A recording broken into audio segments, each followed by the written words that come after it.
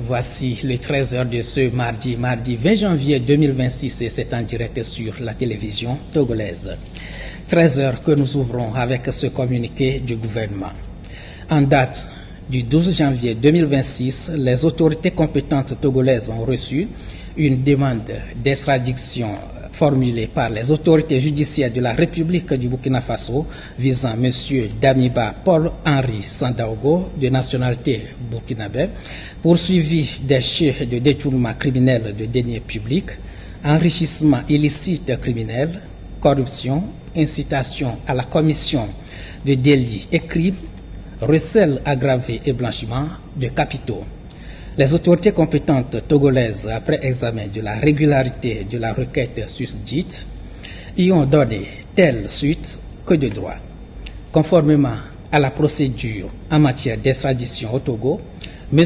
Damiba Paul-Henri Sandaogo a été interpellé le 16 janvier 2026 en exécution du mandat d'arrêt qui faisait corps avec la demande d'extradition reçue puis écrouée.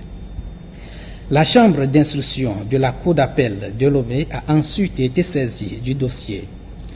À l'issue de son audience publique tenue le 16 janvier 2026, cette juridiction a donné un avis favorable à la requête ainsi introduite sur le fondement de l'offre de réciprocité des autorités burkinabées, des instruments internationaux auxquels le Togo est partie et des garanties offertes par ces autorités quant au respect de l'intégrité physique et de la dignité de M. Damiba Paul-Henri Sandaogo, de ses droits au cours de la procédure, notamment celui d'un procès équitable et l'absence de la peine de mort.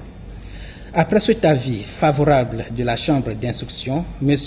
Damiba Paul-Henri Sandaogo a été remis aux autorités de la République du Burkina Faso le 17 janvier 2026. Fait à Lomé le 19 janvier 2026 pour le gouvernement, le garde des Sceaux, ministre de la Justice et des Droits humains.